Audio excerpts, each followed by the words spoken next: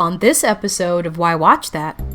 She looks at her son in one scene and says, "You look like you need a release. Go have a release." What kind of release does she want him to have? Like Norman Bates? Get your subscription now. Are you kidding me? The whole entertainment industry is still reeling. Still. Yes, they don't know what to do because it came out of nowhere. I'm going to tell you that for sure. You can't keep secrets on a plane. Just like snakes.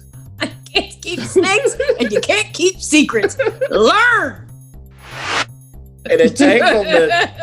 And this ain't the kind of entanglement that you're going to hear on anybody's talk. I'm going to tell you that. It's a different kind. Okay? See, I know where you're going. You ain't that smart. You ain't that smart. You are smart. You just ain't that smart to get away with not having a strong narrative. Why Watch That is a podcast featuring the critic and referee who go head-to-head on a quest to discover the best movies and TV shows Hollywood has to offer. Expect the unexpected from the critic. Well, nothing gets past the ref. We do all the work. So you don't have to. Welcome to Why Watch That.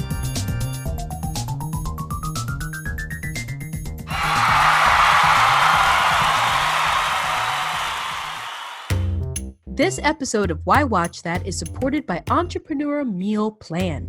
It helps leaders and professionals feed their bodies and businesses well. You know, critic, I got a chance to attend a wonderful event by EMP here in Los Angeles. And it was so amazing because Brandy Cochran was able to gather people from all sorts of walks of life. We were able to gather together, have real talk, and some real good food too. It was a hit.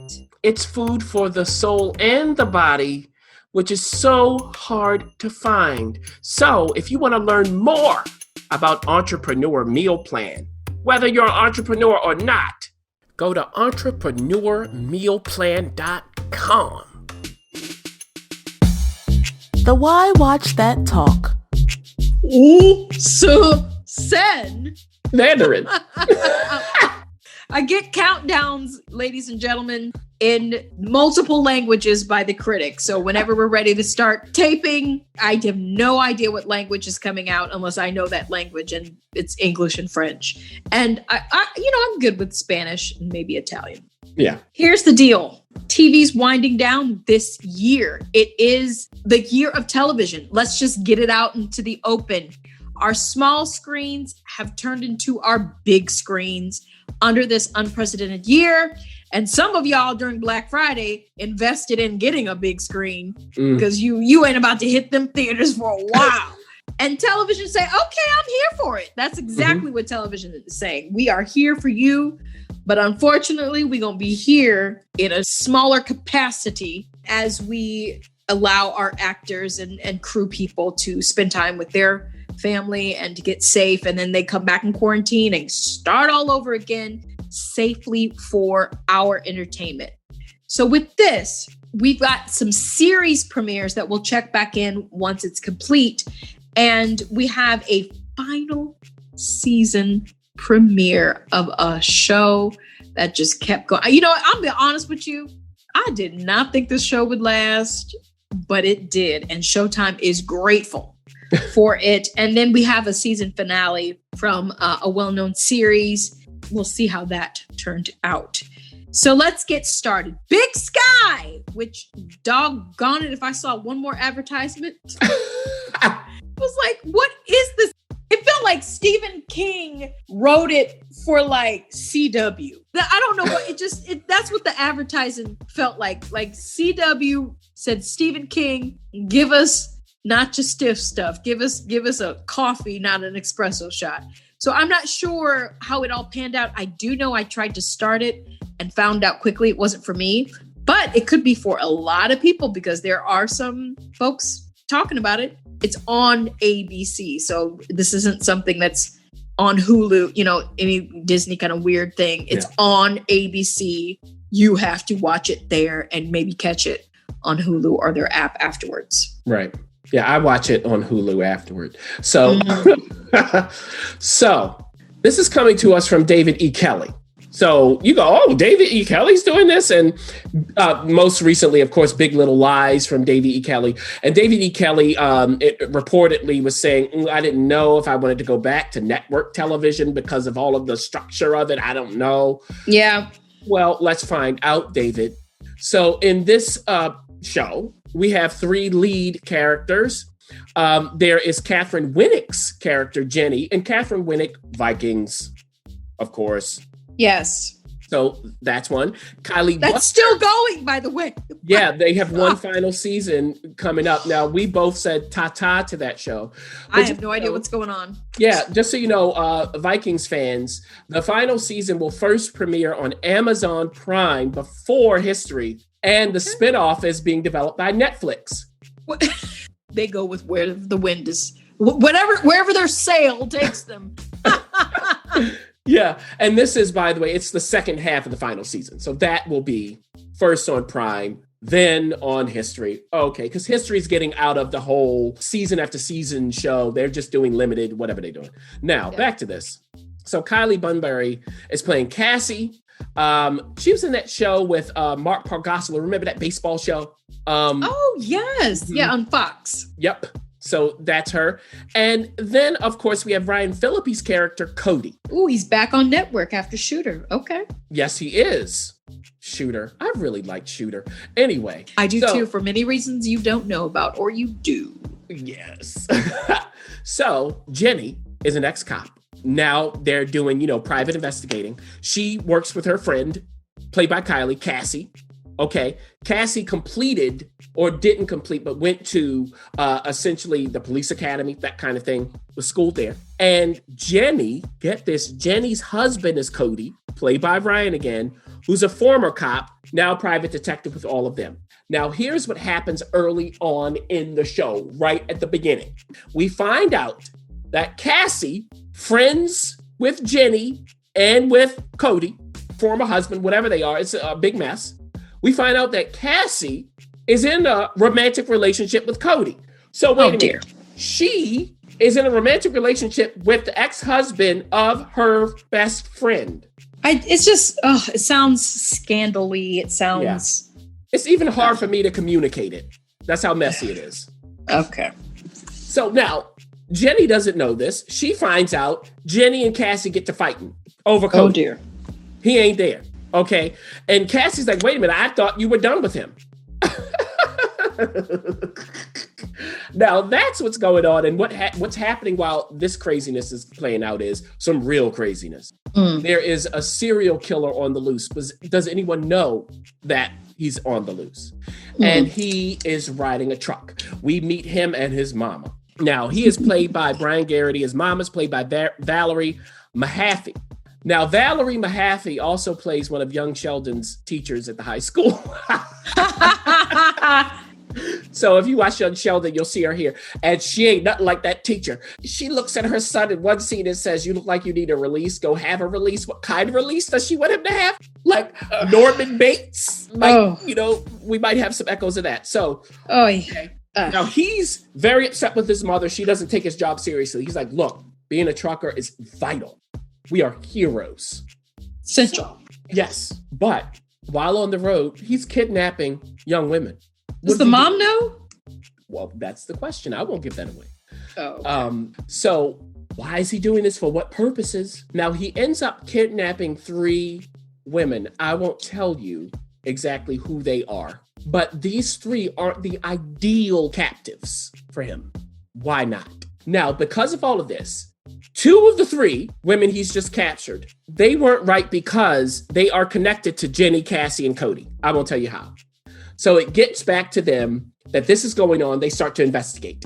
And along the way, they have to, of course, deal with the authorities. Now we're in Montana. That's why it's kind of called Big Sky. It's kind of where the name comes from. And one of them, we find out, Montana State Trooper Rick Legarsky, he's also got some family problems. His wife is looking at him like, But this guy seems to be unflappable. And he's played by John Carroll Lynch, who, when you see him, you'll know who he is. Okay. That's I'll tell you that when you get your car stuck. If your car gets stuck in the mud, Oh no, he's kind of sketchy. Yes.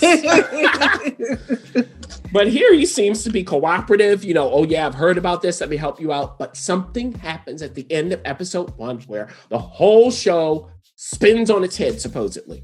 Okay. A whole bunch of people started to watch Big Sky after this premiered because of that. And the question is, everybody, who are actually the leads of this series? That's your question. Now, I mentioned who it seemed to be. Is that still the case at the end of episode 1? Or do things change? And then as you move forward, what kind of show are you actually watching? Well, you are watching a primetime soap opera. Okay, that's what you're watching. Is it worth it? If you watched every single thing that Shonda Rhimes ever did, yes. It smelled like it. If not, no. I made it to episode 3 and then I just had to say stop. I think that the whole mess between Jenny, Cody, and Cassie didn't make any sense. I didn't buy it. It wasn't well written. It wasn't well acted. Nothing about it was good. I think that when it gets to the serial killer part and the detective part, it's better. It's better. I think if they were to focus on that a little more, it might be a little better to watch. But that's all I have to say about it. So this is, if you just want to just go with the show, have your soap opera moment at night, eat your popcorn, as the ref says, throw it up like you're a Muppet, then there you go with Big Sky. There you go with that. But let's move on to HBO Max. They are trying to figure out how to get y'all to buy their subscription with original content. We're talking about The Flight Attendant. This is a limited series, 8 episodes, so it's not like you're committing your entire life to it. And the finale will be on the 17th. This is something that the critic obviously is watching for us to see if this is something we can make it before we get to the 17th to watch and binge, or if this is something you could just, I don't know, get around to. Mm-hmm. What's going on here? I feel like I've heard you talk about you not being mad at it. Yeah. And just like you said, HBO Max, look, if you didn't hear, Warner Brothers is releasing every movie in 2021, all movies, all 17 on their slate, not only in theaters, but also on HBO Max at the same time. It will be available, every single movie. Yes, Dune. Yes, Matrix 4. Okay, Denzel Washington's next movie. That movie where Will Smith plays Richard Williams, Serena and Venus's father. All of these will be available for 30 days, the first 30 days, both in theaters and on HBO Max. What? Get your subscription now. Are you kidding me? The whole entertainment industry is still reeling. Still. Yes, they don't know what to do because it came out of nowhere. I'm going to tell you that for sure. Yes. And if you want more of what the ref is hinting at, just go to Deadline and search HBO Max. Okay. You will get all that you can stand on that. So, okay. And ramping up to this, we know Wonder Woman 1984 ref will start this off this at year. the end of this year. Yeah. Christmas time. Mm-hmm. So what they're doing before that is that industry show we reviewed, ref, they released all of the season on HBO Max before it aired on HBO. So they're really trying to get people into this. And The Flight Attendant is an HBO Max show, though. Now, industry, I had to stop. I will be honest. I had to stop because I just don't need to be seeing a bunch of sex. That's not that good. Now, wait, the sex wasn't good, or not for me? I mean, maybe for them. I am not that voyeuristic where I just want to watch you have sex like it's porn. No, thank you. I do not. Now, if the story is there, okay, I'll go with anybody who's telling a good story. But if you're not, The Flight Attendant, though, is starring Kaylee Cuoco. Kaylee Cuoco, like Big Bang Theory? Yeah, Now, when it comes to Kaylee, here's what's happening here. She's leading here this story. She is the flight attendant. But what does that even mean? The flight attendant? She's the one? Oh, she's the flight attendant. And her name is Cassie. Look at that. We have a Cassie here. Now, we come to meet Cassie in all her glory. She likes to drink. She likes to go out. She likes to enjoy her bedtime. Okay? All of that. And she's a flight attendant. So, you have all kinds of opportunity. You're all over the globe having a great time. One of her coworkers is played by Rosie Perez. Yes. So they're always on the crew together. I mean, so imagine this. You're already laughing. Okay. That's this. Is it a comedy? It's comedic. Okay. So when you have them, and there are also some other flight attendants, they all work together. They have the kind of flight attendant banter. On one of the flights, there is a certain someone in seat 3C. That's what they call him, 3C, played by Michelle Wiesman. Now, this man sees, and his character's name is Alex. Alex sees Cassie. Cassie sees Alex. Cassie is the flight attendant who takes care of his orders and takes care of something else on the flight. Oh, boy. Good gracious, Cassie. Leaving the flight, he gives her his card and says, look, if you want to break some rules, I know we're not supposed to do this, but while we're here on this, while you're waiting for your next flight, join me. We can go out. Mm-hmm. Now, you can't keep secrets on a plane. I mean, just like snakes. I can't keep snakes and you can't keep secrets. Learn.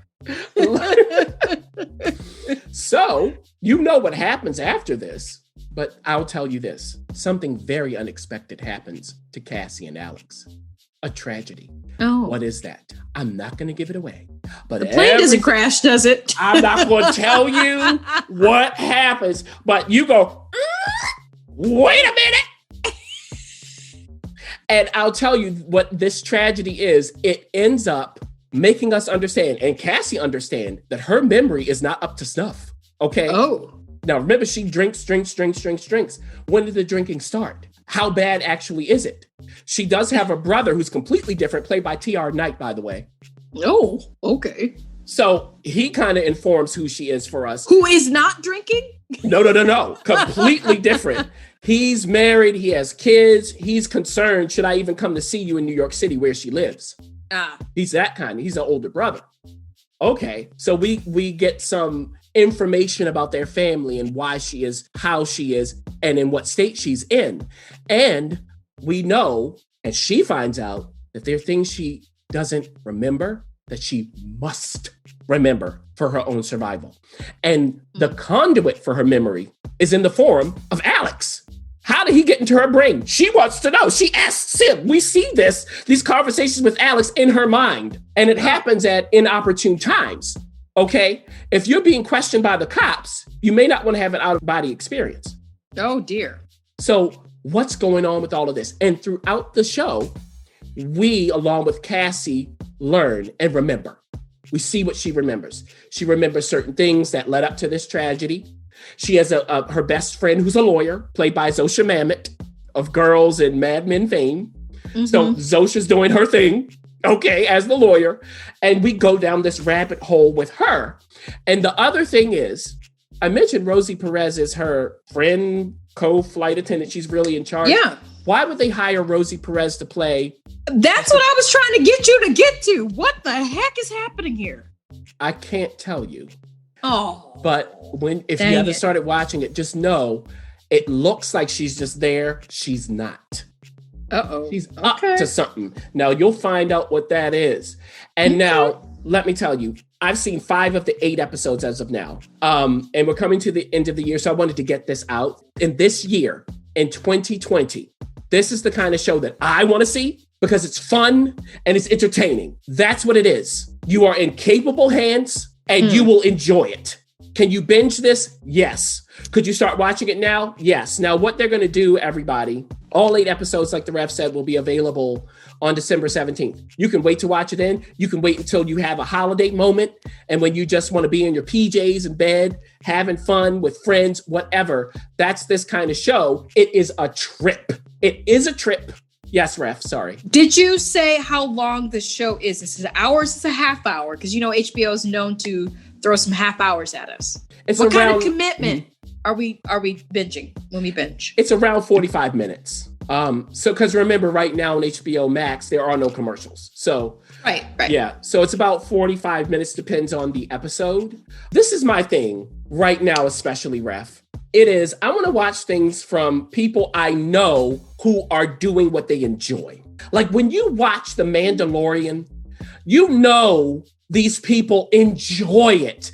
Jon Favreau, I mean, look, we will come back and talk about The Mandalorian when it's done. The episode with Boba Fett, I mean, it just, you know. I can't. Look, we can't go there. We cannot go there. We will never get off of that. It is my absolute 100% young Sheldon and The Mandalorian. Just give me that and I'll be fine. But we're going to move on because I really will take you there. Yes. And we'll get there. Now, like you said, young Sheldon. Look, Star Trek Discovery. When you watch it, you know they enjoy what they're doing. And it's not even that it all has to be perfect. No, it's not all perfect. I don't care because they are enjoying it. Kaylee Cuoco, this is her role. She gets the comedic, quirky, funny stuff and the whole moments where she's like, what? What's going on? It is just such an amazing trip. I'm enjoying it. I can't wait to finish it. Yes, exactly. I can't wait to finish it. And I left a whole bunch of stuff out that you will discover, everybody, if you haven't started it. If you have, you know you're going to continue until it's over. So thank you for that. Well, it sounds like we have a possible holiday binge on our hands, and we love that. What about No Man's Land, though? That is, all of it's available. Another binge opportunity on Hulu. And right now we have to pause and we'll do like a sort of 2020, what happened this year in TV kind of episode. And the fact of the matter is Hulu came out swinging. Yeah. I mean, if you were in Hulu's way, you were about to get punted, especially when they started incorporating their newly acquired property of FX stuff premiering on FX on Hulu. And now we have No Man's Land. Question is, are they moving towards the right direction with this particular show? Or is it something that maybe we don't have to rush to binge? Yeah, great question. Now, here's what's going on in No Man's Land. Just so you know, everybody, you will have to read subtitles if you don't know French and you don't know, Arabic, that kind of stuff. They do speak in English from time to time as well. So just know it is this international production. That's what's happening. We start in France. We have a family. There's a brother, a sister, mother, father. The sister is dead. She died in Egypt. Why? Why was she in Egypt? Okay, what happened? The brother is guilty about it. Now, at the start, you don't really know. You just see him, Antoine. He is trying to conceive with his wife. They're at a fertility clinic. Happy time. But at the clinic, a news report comes on the TV. He stops and is looking. Why? What's so captivating? You'll find out. But this leads him to thinking, my sister isn't dead. He's never fully believed it. And the way they ended their relationship, the last time he saw her was not good. So again, there's guilt. The question is, can he verify his suspicion? Because the thing is, this isn't the first time he's brought up that I don't believe that she's dead. Now, they have the body, they have her teeth, like all of this, okay? Now, his wife has played a role in him trying to get over this. So how is she going to receive this information if he tells her that, hey, I still think my sister's alive? What's that like, especially when they're about to embark on, getting a bigger family? Also, what happens if he tells his parents? Is that going to open up old wounds? Right. Now, what happens is he decides to leave France without telling anybody and go to Syria because that's where he thinks his sister is. Okay. With YPG. Now, YPG is a group of women who are fighting ISIS. Okay. They're real. Now, they do have some men volunteers, but the women are in charge. They're the ones taking care of everything. And some foreigners come in to help them, just like some foreigners come in to help ISIS. So we see him. Now, can you just walk your way into Syria? I don't think so. I don't think so. Like, what is that like? How does he even make it there? And what do they think of him? Maybe he's a spy. Maybe he's someone from ISIS that they captured. You'll see how that plays out. And when he gets there, who does he connect with? Who does he communicate with? And is he actually on the correct road to find his sister? That's the question. Now, on the other side, we do see some people who joined ISIS from Great Britain. Oh. Okay, 3 friends did. Why? What are they doing there? And when you go to Syria to join ISIS, you ain't going back. You sure ain't. I mean, one of them has a young son still in Great Britain, and he's worried about the son. Like, you can't go back, or can you? There's more than meets the eye to the three of them. I won't give that away.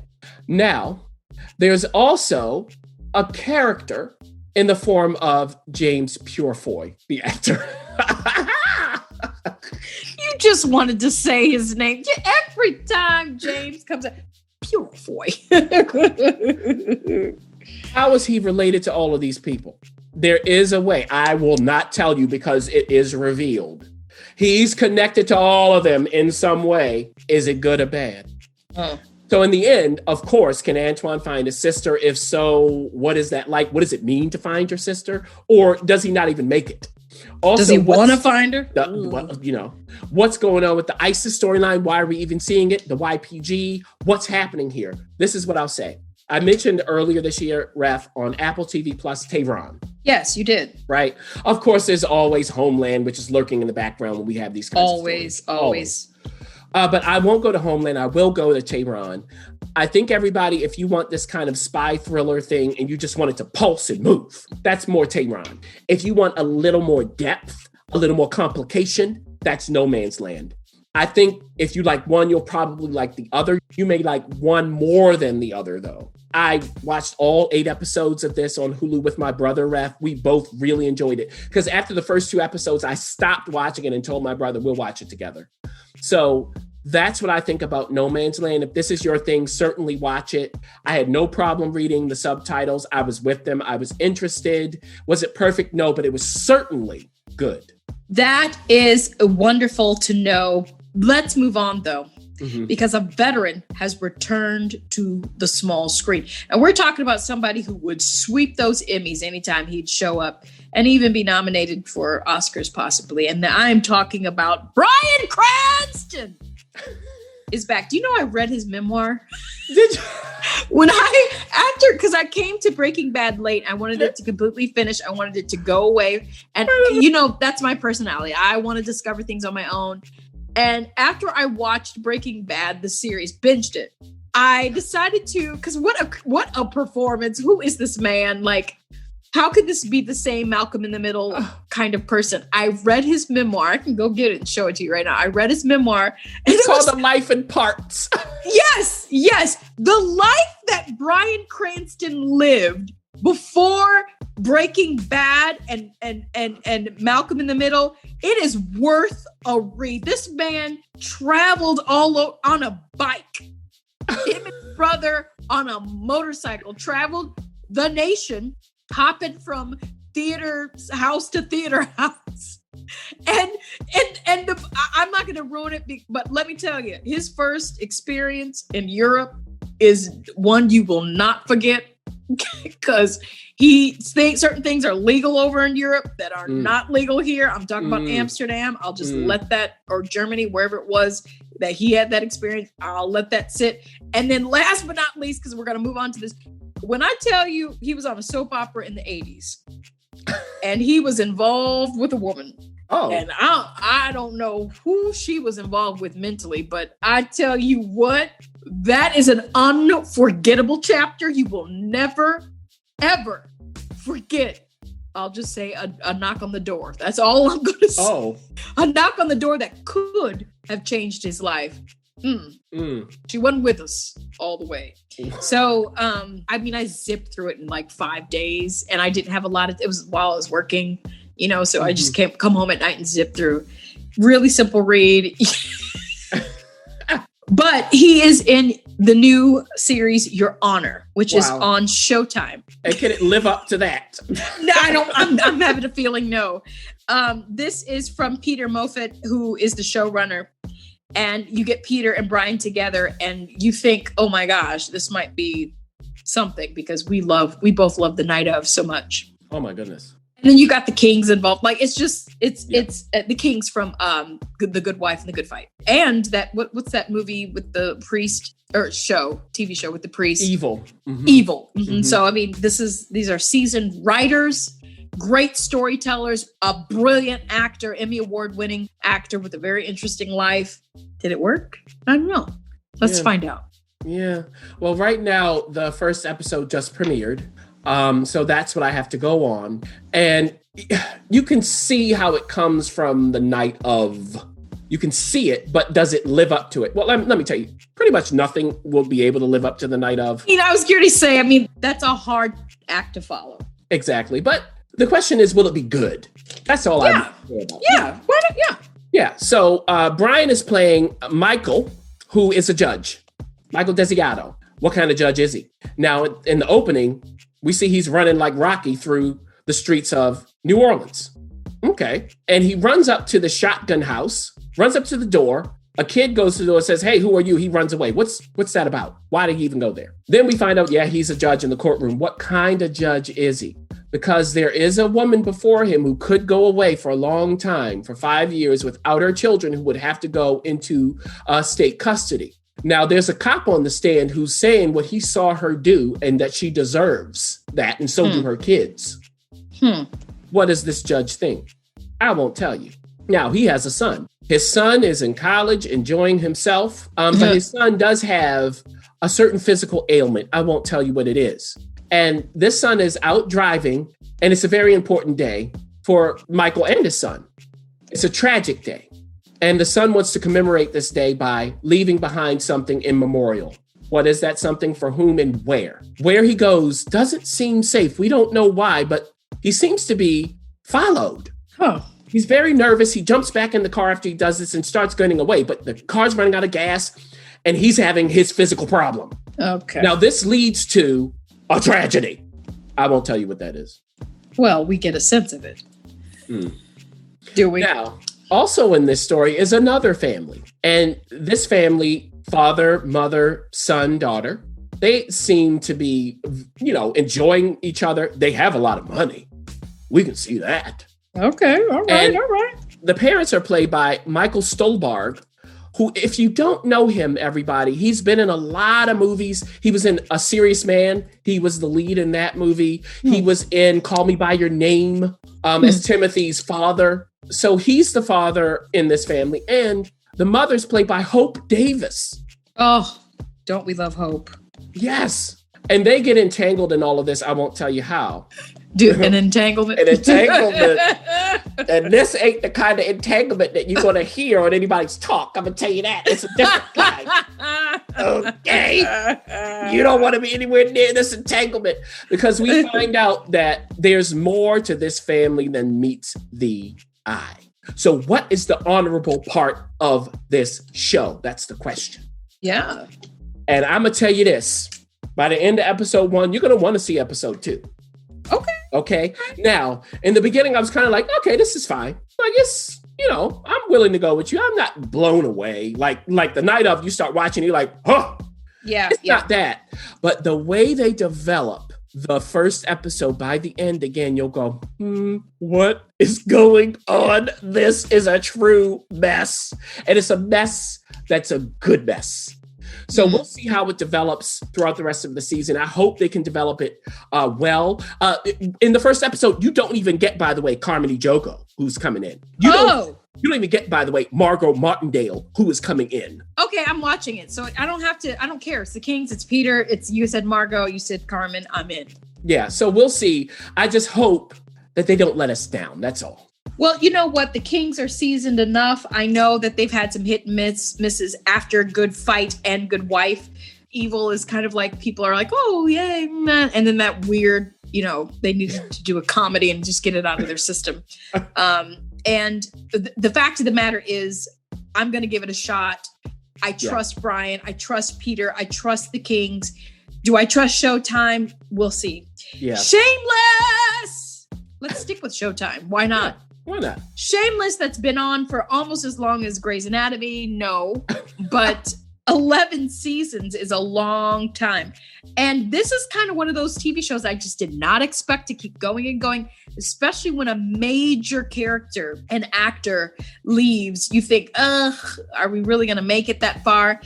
And the fact of the matter is, every season they nominate, William H. Macy every single season. Yeah. Is this his season? Well, it's going to have to be something because it's the last. They are bowing out and saying goodbye finally to these characters. And remember, Shameless did not start in the US. It started actually overseas, over the pond, as a TV show there. And somehow it really just took off here. If I were to look up in a dictionary the definition of a dysfunctional family outside of perhaps, what's that TV show with Jason Bateman and Laura Linney on Netflix? Oh, yes, Ozark. Outside of Ozark, I think that this would be the definition of a dysfunctional family. Now, the question is, how's everybody landing on their feet? We know that some people have moved on. We know that the dad is trying to get himself together. Can he do that? His children are all over the place in terms of their own personal problems, as you like to point out. And are we finally going to get to the place where we're not shameless, that we are moving forward with life and family and all the good stuff? No. I'll put it this way. They better not. The title is Shameless. Let's go out strong like a Gallagher. Okay. All right. Let me just say, I was looking this up because they've won some Emmys. Joan Cusack has won for her supporting role. They won an Emmy this year, Ref, for outstanding stunt coordination for a comedy series or variety program. I love it. Eddie Perez, congratulations to you. Now, what's going on at the beginning of season 11? I'm not even going to mention the characters. Here's what's happening. We know them by now. I can't. Of course, there is William H. Macy's character, Frank, and he is talking to this young college student who's trying to document what's happening in Chicago, which is where they are. And it is COVID time. It is here. They are wearing masks, but it is shameless COVID. Okay. So I'm not wearing a mask. Well, who's wearing, who isn't, and when? So actually, of all the shows that have mask wearing, they were pretty consistent in the first episode, logically, with it. I was impressed by that. Now, Frank is telling this young college student who's documenting this, the story of Chicago through his family. Like the Gallaghers have been at every important moment in Chicago history. Is that true? Of course not. Oh boy, not. I don't. Now, think while so. he's doing that, everybody else is doing their thing. We've got one of the sons is now, of course, has a young child and is with his baby mama living somewhere, but he's got to pay the price for forcing her into living with him from the last season. You'll see what that price is. It's shameless. Okay. So we have that. We also have another one of the sons got married to the guy he was in prison with. Okay, so now they're married, but how are they going to divide the money and all of that? They didn't have any talk about their relationship before the marriage. So what's that like? Boy. Yeah. One of the daughters, she is now a sex offender. She's on the registry. Okay. Now, it is not. When you watch it, you're not going to be like, oh my goodness, she's a sex offender. It's not that kind of thing. It's almost a misunderstanding. Oh, I was like, don't they all say that though? Right. But when you see it, you'll be like, okay, I can't really take this seriously. It is shameless. But she has to deal with this. Can she get employed? Or maybe there's a way to make money off of this. Okay. This is where we are. The neighbors, they are now going into selling, weed because it's now legal, but they don't have a license. So of course it's shameless. I can't say this enough. And they even have their young daughters rolling blunts. This is what I'm talking about. Okay. Well, because they have little fingers, Ref. So they can really do and the show needs to in a shocking twist, even Frank says that's not shocking. Okay. Well, based on what I said, this will be shocking.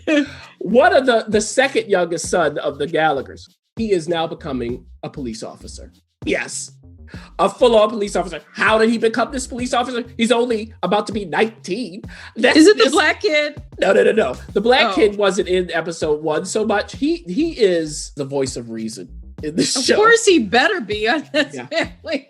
He's the youngest, and he's looking at all these fools like whatever. He did have his moment when he left them and went to live with a black family anyway. So we'll get him, of course, to come.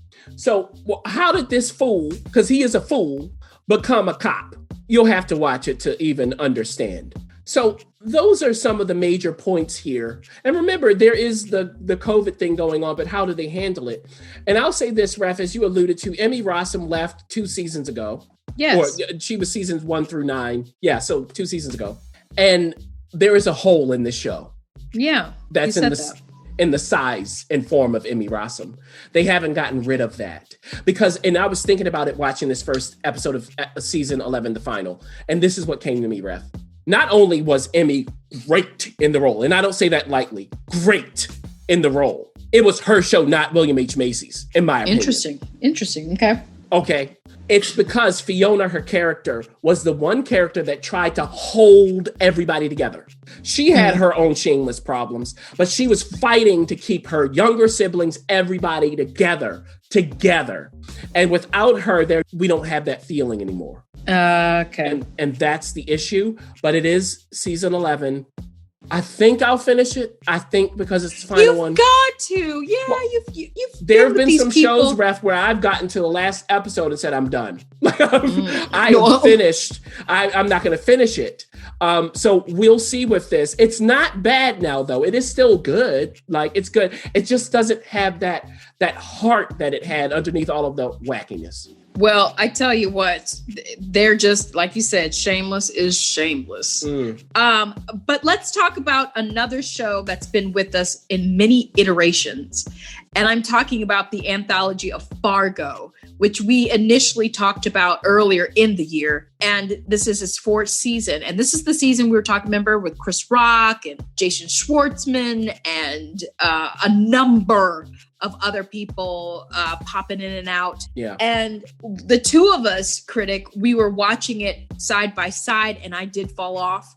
To be honest, I think that Fargo is something that you really need to just sit down with. You can't be, and sometimes when I watch TV, I'm doing other things while I'm watching it. You really do have to sit down with it, and especially this season when you're having all of these interesting concepts, as Fargo likes to do.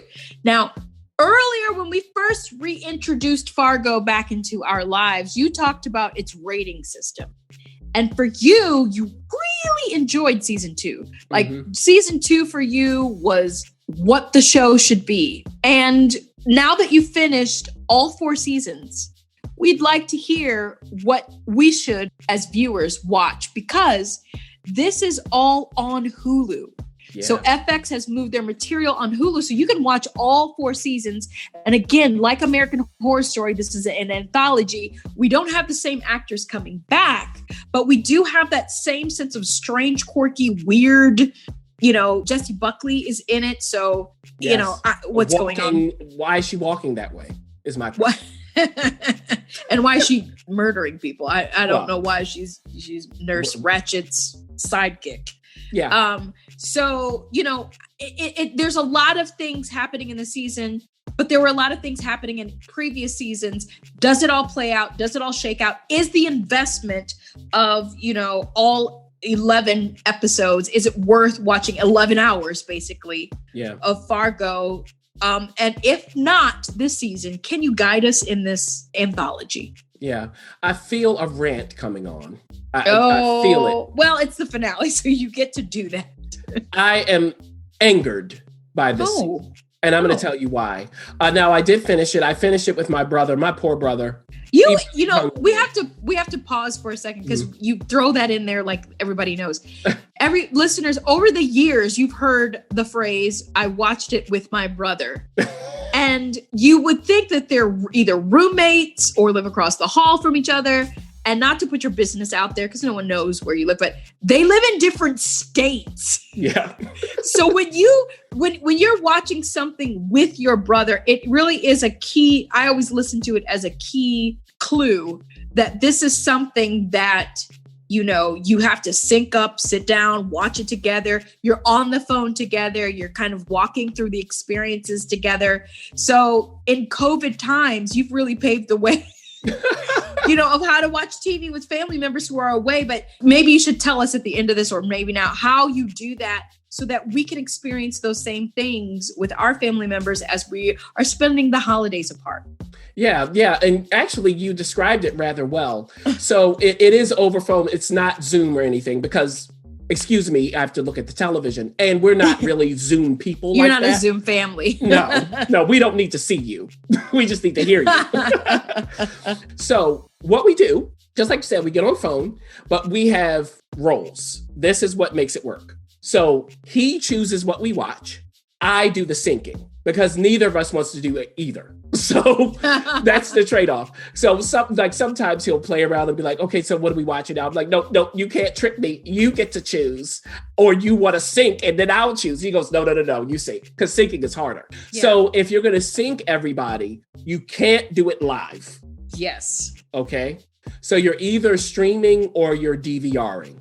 That's how you do it. Whoever's doing that, you have to learn how to pause and play because it's not going to be as responsive as you want, especially DVRs. So that's a whole thing that I had to figure out. But anyway, so that's really our system of how we do that. So yeah, so if we're going to watch something together, it better be good. It better be good. It better be worth watching. My sister and I, by the way, did it for the last half of Little House Fire or House Fires Everywhere. No, Little Fires Everywhere. Little House Fires. But it is not as easy as you think, because I was the syncing one. I was okay, now ready, start. And then if you watch it on a platform like we did, there are different commercials for different regions and the length of those commercials. So it's a whole thing. But anyway, share about this Fargo experience. Holy crap. Yes. So I said my poor brother, because he's been spoiled because I watch and then I recommend to him. So he watches so much good stuff. I'm jealous of him. I'm jealous of him. But we made it through together. By the way, let me rank it now, the seasons. Ref, I watched season 2 again with my brother while this season 4 was going on. It is definitely the best one. Season 2 is a show. You start watching, you're like, okay, I don't even know what I'm quite watching. Episode 3 comes along, you're like, oh, and it builds and builds, everything connects. There is no loose, no strings left untied. Season 2, number 1. Then probably season 3, then season 1. It's probably how I would put it, but they're close. And then season 4 at the bottom.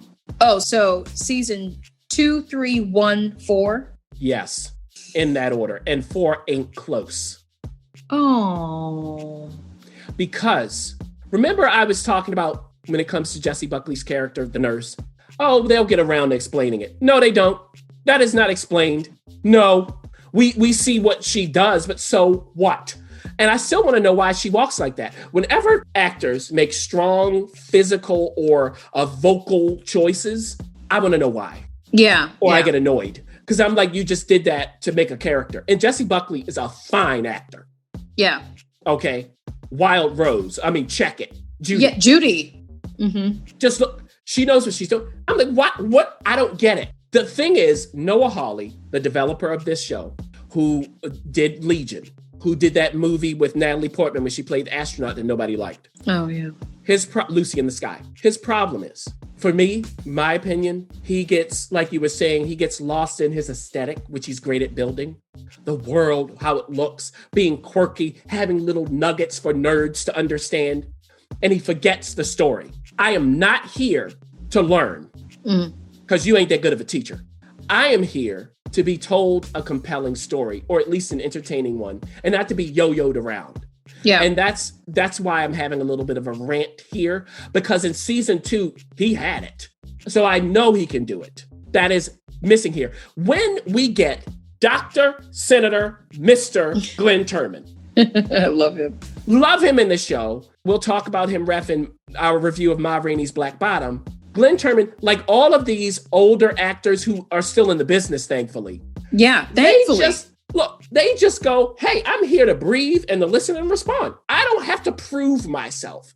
And when he's on the screen, he makes everything work. He makes Chris Rock work, everything. But he doesn't last the whole season. Oh. And when he goes, we should have gone, honestly. We should have gone. Why did you get rid of him? It was unnecessary. If you are a writer and you see that work, you go, wait a minute, we got to change it. I know we planned this out. I know I'm Noah Hawley. But hey, look, you could do a season on him.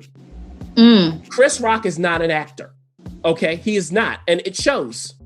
The more you watch it, the more you go, it doesn't land. Especially when you compare him to Bokeem Woodbine in season 2 and the whole cast of season 2, to be frank. There was nobody sticking out. If you have seen Fargo and you haven't seen season 2, but you've seen season 4, you might go, how is Bokeem Woodbine in this show? You got to see it. You got to see it. That's all I got to say. The dialogue is in his mouth. He is in control of it. And this is not easy stuff to say. Chris Rock does his best. He does what he can do, but he can't get around the lines. Now, we have Ben Whishaw, who's a great actor. Wonderful, not used well here, in my opinion. We have old boy coming from Gomorrah over here. Yeah. Being crazy. Just complete craziness with Jason Schwartzman, who's supposed to be his brother. I don't know how that's possible. I mean, none of it quite lands. And that's my problem here. So it started just out of a cannon. It was the first 30 minutes was riveting, especially that voiceover with that little girl, which I don't know if we ever returned to and why, but yeah, definitely. And see, it's that thing where you go, oh, that worked so well. Where did it go? Like her storyline with her family, and then it gets into this criminal stuff with Chris Rock and all this other stuff. Oh, it just doesn't work. Timothy Oliphant came in, loved him. He and Glenn Turman put them in a show. Neither of them last. Oh. So in the end, they do try to tie it into season 2, by the way. They do. Nice try. You didn't earn it. And there was even, to end it, just to give everybody a picture of this so you understand what I mean by Noah Hawley and aesthetic and just wanting to be clever. Because that's what it is. It's being clever. There's an episode where they are in Kansas. It's Ben Wishaw's character who's in charge of Chris Rock's son, one of his sons. What movie do you think they allude to?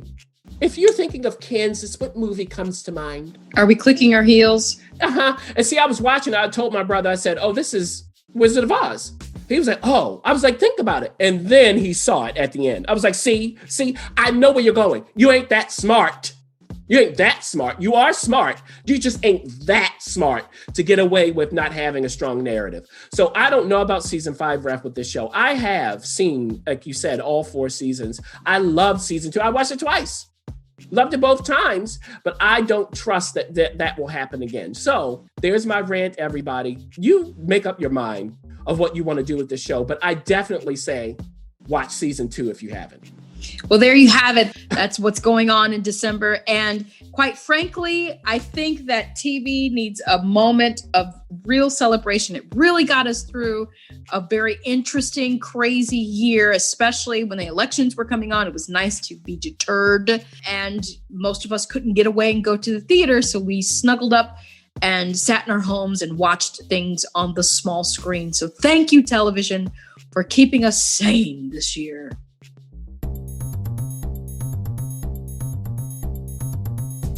Thanks for listening. For additional resources, visit WhyWatchThat.com. Good idea, and we'd love to hear from you. So go ahead and leave comments, feedback, and you can rate us on iTunes. We'll see you next week. See you.